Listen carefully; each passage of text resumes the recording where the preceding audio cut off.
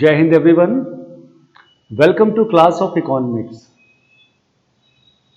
Dear students, there are two chapters in half yearly syllabus.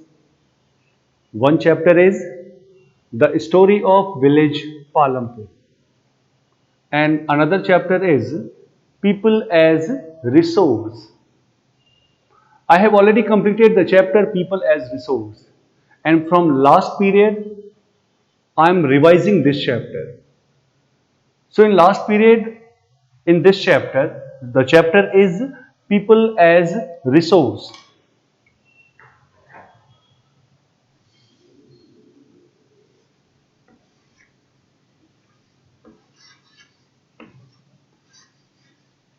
People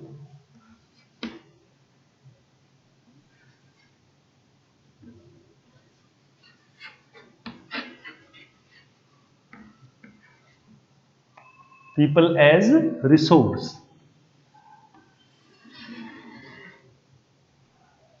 So dear students, in last period we have discussed few topics of the chapter like what is people as resource, what is human resource, how a population can be asset rather than liabilities.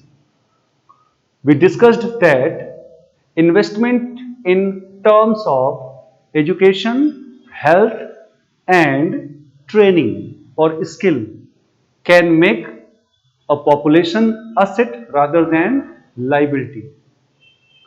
Then we discussed about economic activities by men and women. In that we already discussed about primary sector, which is also known as agricultural and related sector.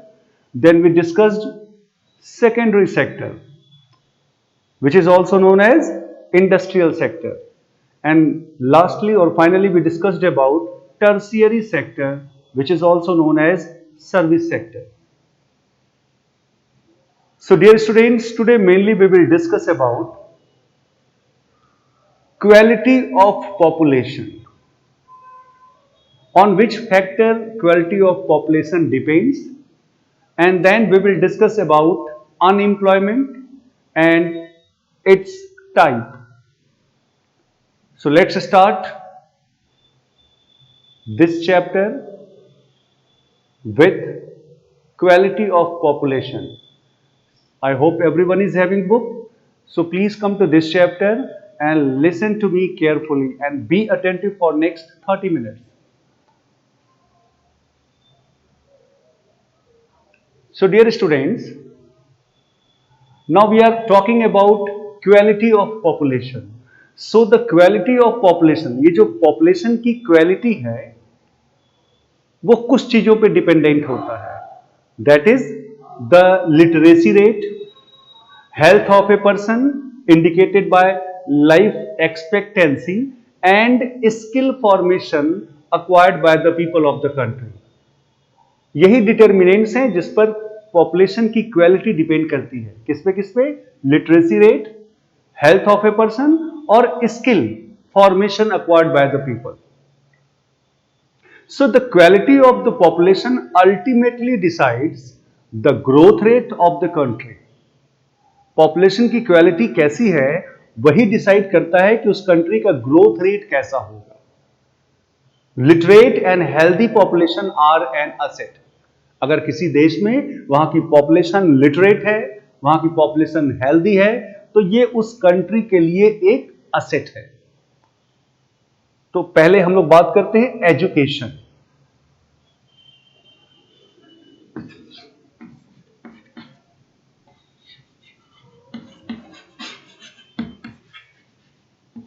Education.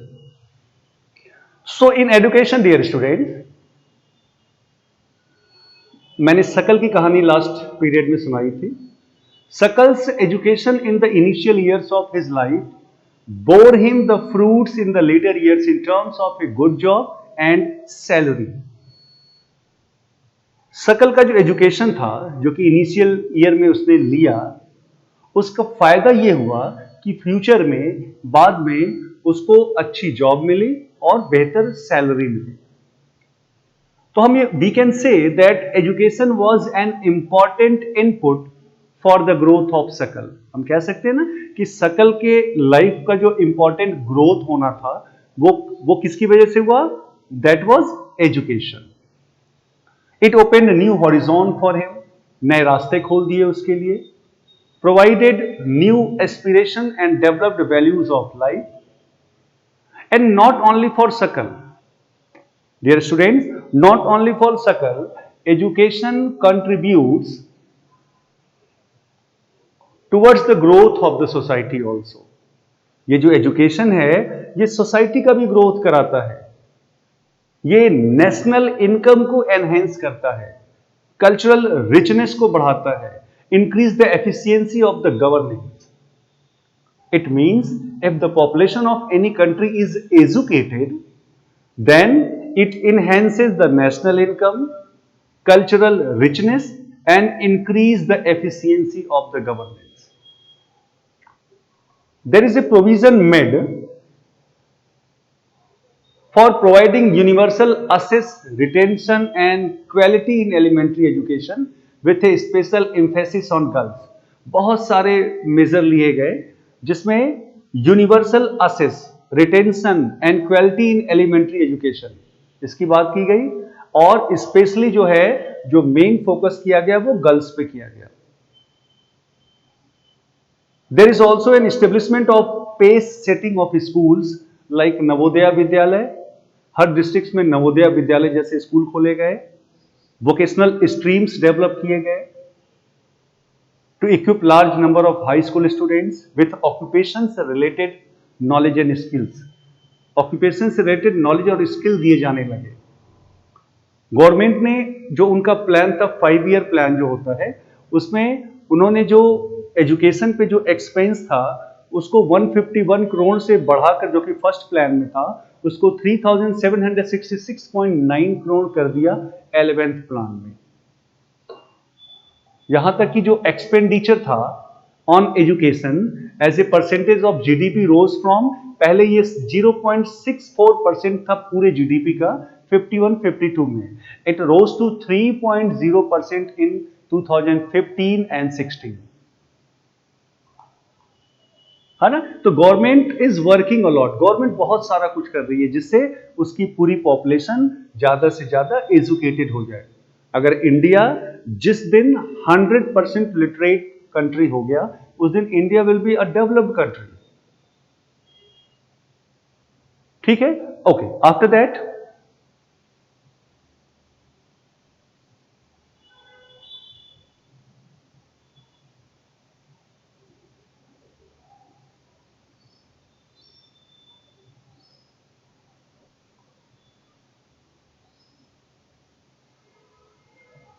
Dear student कई सारे programmes launch किए government ने, और programmes like serve शिक्षा अभियान. सर्व शिक्षा अभियान is a significant step towards providing elementary education to all children in the age group of 6 to 14 years by 2010. क्या था इस अभियान का मोटिव, ऑब्जेक्टिव? कि 6 ईयर्स से 14 ईयर्स के जितने भी बच्चे हैं उन सबको 2010 तक एजुकेटेड कर देना है, उनको लिटरेट कर देना है. इसके साथ हुआ क्या था? It was a time bound initiative of the central government in partnership with the states and the local government and the community for achieving the goal of universalisation of elementary education. देखो ये एक time bound programme था कि 2010 तक ही सारे बच्चों को जो 6 से 14 ईयर्स के एज के हैं उनको एजुकेट कर देना है. ये इनिशिएटिव किसका था? This initiative was of central government. किसके पार्टनरशिप में? With the state government and local government and even with the help of community, जिससे कि एलिमेंट्री एजुकेशन सबको मिल जाए. उसके बाद बहुत सारे ब्रिज कोर्स किया, back to back school camps have been initiated. उसके बाद एक बहुत बड़ा चेंज किया, दैट वाज कि एलिमेंट्री एजुकेशन में ज्यादा से ज्यादा बच्चे इन्वॉल्व हो तो mid day meal scheme launch किया गया.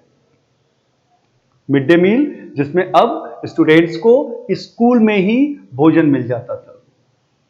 So midday meal scheme has been implemented to encourage attendance and retention of children and improve their nutritional status. ठीक है, तो हम लोगों ने इसमें मेनली क्या क्या कहा कि एजुकेशन में एक तो सबसे बड़ा काम क्या किया कि एक्सपेंसेस बढ़ा दिया एजुकेशन के ऊपर. उसके बाद कुछ प्रोग्राम्स बनाए लाइक सर्व शिक्षा अभियान.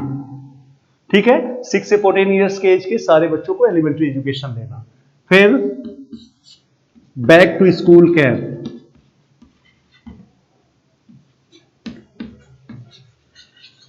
जिससे एलिमेंट्री एजुकेशन में एनरोलमेंट बढ़ाना.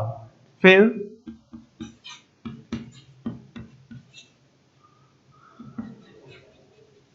मिड डे मील, जिससे बच्चों को ये मील स्कूल में अवेलेबल करा देना जिससे कि अटेंडेंस बढ़े. ठीक है, उसके बाद there is a term that GER, gross enrolment ratio.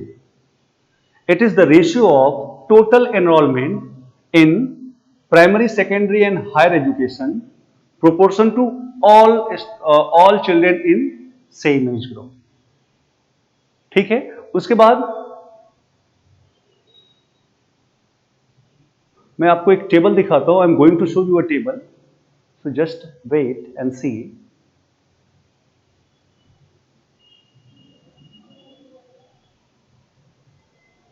Just look this table student.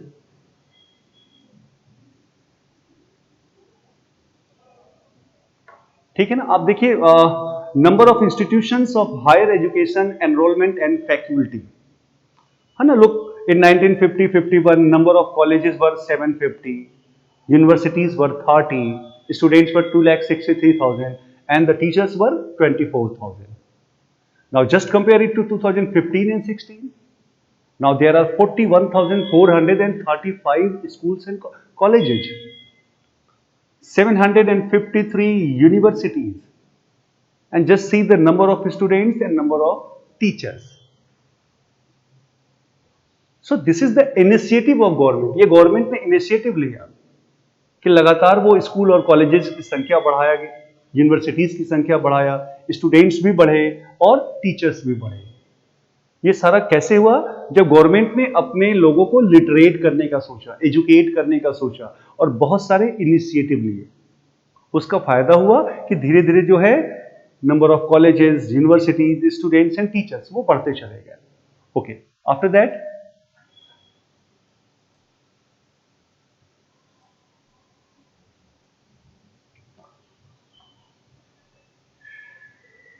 उसके बाद जो second very important,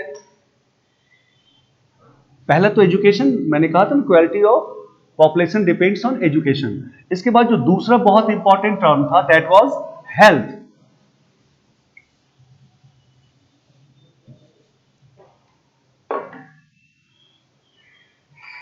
that was health. Health. Dear students, आपको as you know that firm maximize profit.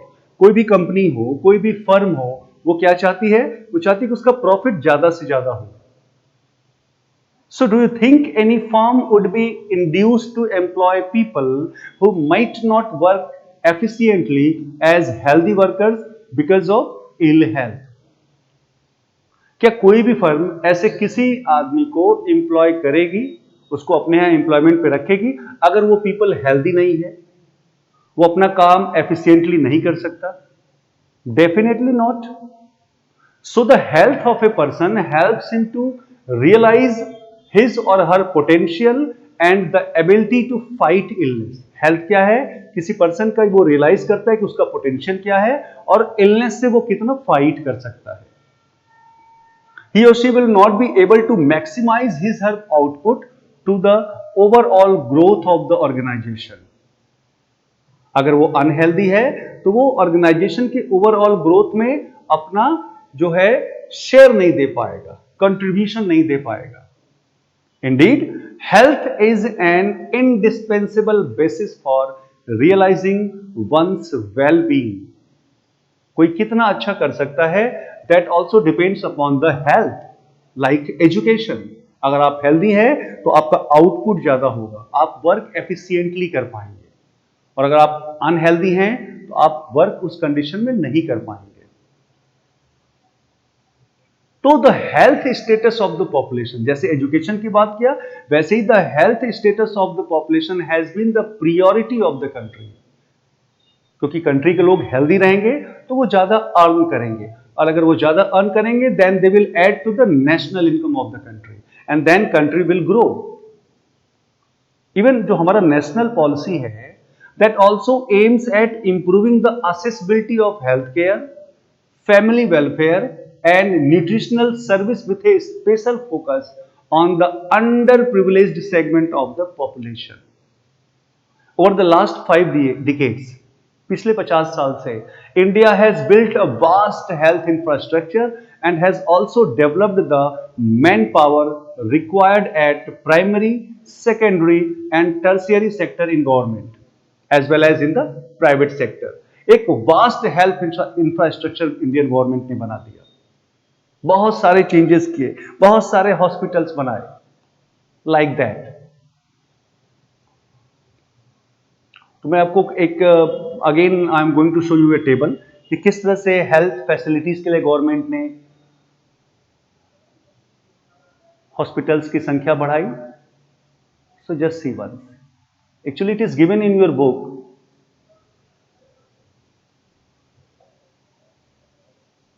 Health infrastructure over the years.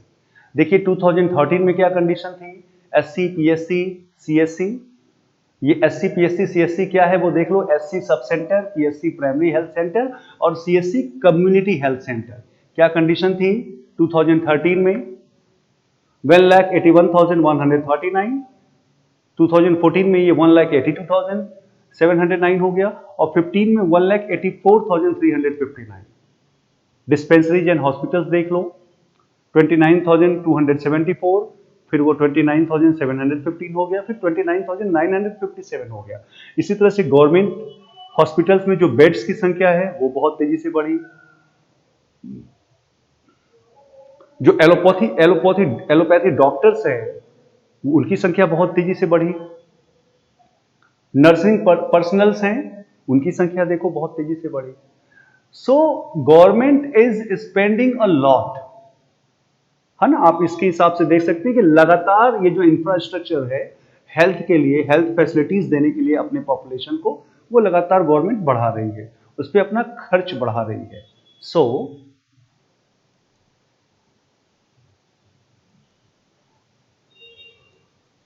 So we can see how government is spending a lot for the health facilities for the population of country.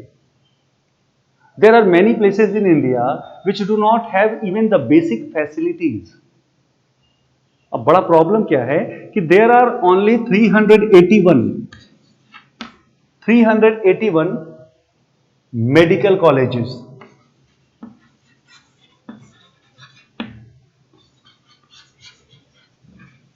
381 medical college, India की बात कर रहा हूं, and 301 dental colleges, और उसमें भी just 4 states, Andhra Pradesh, Karnataka, Maharashtra and Tamil Nadu have the maximum number of colleges. ये जितने भी 381 मेडिकल कॉलेजेस और 301 डेंटल कॉलेजेस का जो मैंने नाम लिया, उसके ज्यादातर कॉलेजेस कहां पर हैं? केवल 4 स्टेट्स में इंडिया के। कौन कौन से? आंध्र प्रदेश, कर्नाटका, महाराष्ट्र एंड तमिलनाडु। तो at least government should do that, it should be distributed properly among all the states of India. इसका मतलब यह है कि इन 4 स्टेट्स के अलावा भी जितने स्टेट्स हैं इंडिया में, वहां पर भी इस तरह से मेडिकल कॉलेजेस सेटअप होने चाहिए, डेंटल कॉलेजेस और colleges related to medical setup होने चाहिए। Then everyone will be benefited from this. Okay, now the next one is, हमने एजुकेशन की बात की, हेल्थ की बात की. Now the next one is unemployment.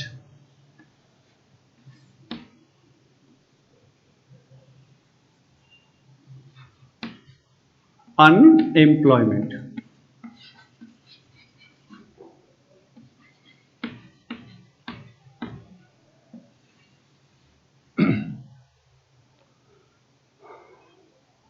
Unemployment.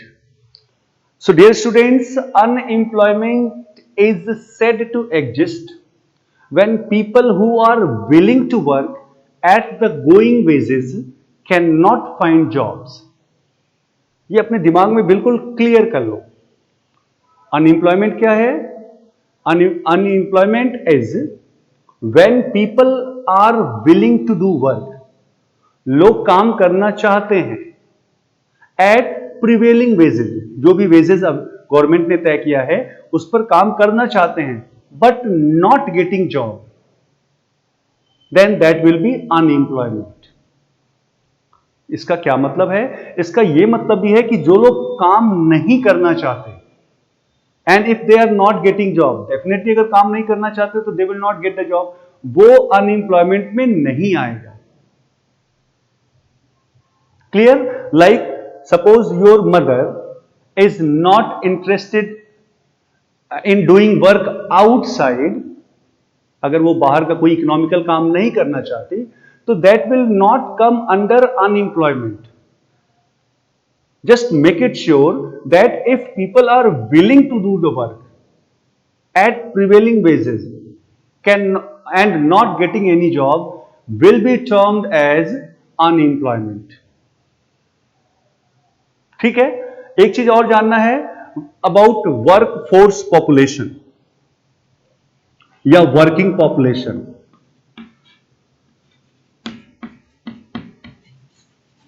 Working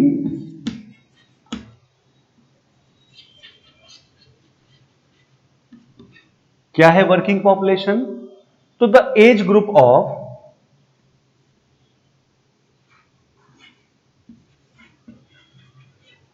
15 years to 59 years, ये वर्कफोर्स पॉपुलेशन है इंडिया की, जो 15 ईयर्स से 59 ईयर्स के एज ग्रुप में है. Clear? So the people who will not fall in this age group cannot be termed as unemployed. जो लोग इस एज ग्रुप में नहीं आते, 15 से 59 ईयर्स में नहीं आते, वो पहली बात अनएम्प्लॉयमेंट में नहीं आएंगे. अगर किसी की एज 60 ईयर्स है, they will not come under unemployment. अगर किसी की एज 15 ईयर्स से कम है, they will not come under unemployment. तो कौन कौन से लोग अनएम्प्लॉयमेंट में नहीं आएंगे? If people are not interested in doing work, if they are not willing to do work, अगर वो काम नहीं करना चाहते, then they will not come under, भले उनकी एज इस एज ग्रुप में आती हो, but if they are not willing to do the work, they will not termed as unemployed. और वो लोग जो इस एज ग्रुप में ना आते हो, less than 15 years, more than 59 years, they will not be termed as unemployed. Clear? Okay. So in case of India, अब unemployment clear हो गया. So in case of India, we have unemployment in rural and urban areas. India में rural areas में भी unemployment है and urban areas में भी. But the nature of unemployment differs in rural and urban areas. अगर rural और urban areas की बात करें तो ये अलग अलग तरह का है. Like in case of rural areas there is seasonal and disguised unemployment. ठीक है, अगर रूरल एरियाज की बात करें तो रूरल एरियाज में सीजनल अनएम्प्लॉयमेंट और डिसगाइज्ड अनएम्प्लॉयमेंट है. क्या है seasonal unemployment? Seasonal unemployment happens when people are not able to find jobs during some months of the year. Seasonal unemployment क्या होता है?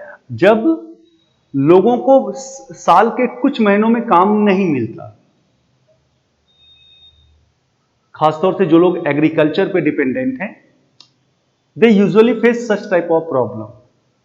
There are certain busy seasons when sowing, harvesting weeding and threshing is done. Certain months do not provide much work to people dependent on agriculture. साल के कुछ ऐसे महीने होते हैं जिसमें उनको काम की जरूरत नहीं पड़ती. In that time they are unemployed and that is seasonal unemployment. अगर disguised unemployment की बात करें तो in case of disguised unemployment people appear to be employed. ये एक ऐसा सिचुएशन जहां पे लगता है कि लोग काम कर रहे हैं. They have agricultural plot where they find work. उनके पास एग्रीकल्चरल प्लॉट है, वहां सारे काम कर रहे हैं. कैसा होता है?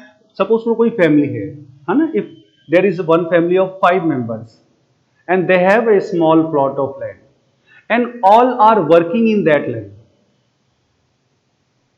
Understand? Or you can say that the work requires the service of 5 people in that field. But because there are 8 members in the family, all 8 are working there. जरूरत 5 लोगों की ही है, but 8 are working. उस family के 8 लोग काम कर रहे हैं क्योंकि उनके पास कोई दूसरा काम नहीं है. तो 3 people are extra there. So these 3 people also work in the same plot as the others. The contribution made by 3 extra people does not add to the contribution made by the 5 people. ये जो 3 extra लोग उसमें काम कर रहे हैं, उसमें उसके प्रोडक्शन पे there is no change. Production पे कोई फर्क नहीं पड़ रहा है. तो वो जो प्रोड्यूस कर रहे हैं उसमें कोई ऐड नहीं हो रहा. लेकिन जो वो प्रोड्यूस करके शेयर कर रहे हैं उसमें 8 लोग शेयर कर रहे हैं, 8 लोग उसमें खा रहे हैं. क्लियर? तो 3 लोग जो एक्स्ट्रा हैं they will be termed as disguised unemployed. ठीक है? It is a type of unemployment where more people are engaged than required. ज्यादा, जहां पे जितने लोगों की जरूरत है उससे ज्यादा लोग काम कर रहे हैं. तो the people who are extra will be termed as disguised unemployment. अगर अर्बन एरियाज की बात करें तो educated unemployment has become a common phenomenon. अगर हम लोग एजुकेटेड अनएम्प्लॉयमेंट की बात करें तो there are many youths in India with matriculation, with university degrees, they are not getting job. उनको किसी तरह की कोई जॉब नहीं मिल रही है. ठीक है? they have ability to work, they have degrees, but they are not getting job.